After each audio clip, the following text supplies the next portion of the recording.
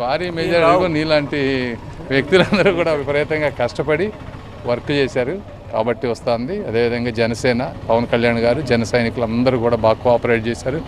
BJP వాళ్ళు అదేవిధంగా దేశ విదేశాల్లో ఉన్నటువంటి వ్యక్తులు ఈ రాష్ట్రం మంచి కోరుకునే వాళ్ళందరూ కూడా అంటే వేల రూపాయలు ఫ్లైట్ టికెట్లు పెట్టుకొని ఒక్క ఓటు వేయటం కోసం వచ్చారు. కాలేజ్ స్టూడెంట్స్ వచ్చారు.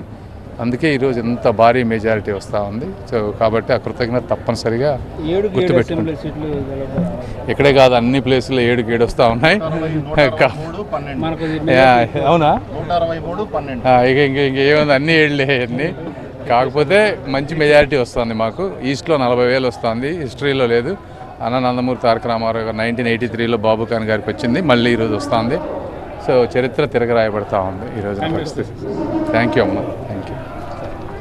ప్రజా విజయం ఇది. జగన్మోహన్ రెడ్డి ప్రజలంటే ఒక బానిసలుగా చూడటం జరిగింది. అధికారం ఉన్నది నా కోసమే. దౌర్జన్యం చేయటం, విధ్వంస పాలనతో ఆయన పాలన మొదలుపెట్టడం జరిగింది. కాబట్టి దీన్ని భూస్థాపితం చేసే విధంగా ప్రజలు ఒక గొప్ప తీర్పుని వాళ్ళు ఇవ్వటం జరిగింది.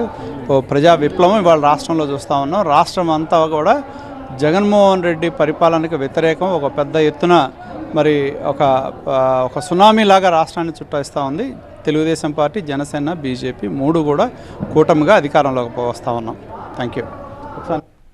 ఓకే, నేతల రెస్పాన్స్ సార్, మీకు మెదడులో స్పష్టమైనటువంటి మ్యాండేట్ ఇచ్చారు సార్.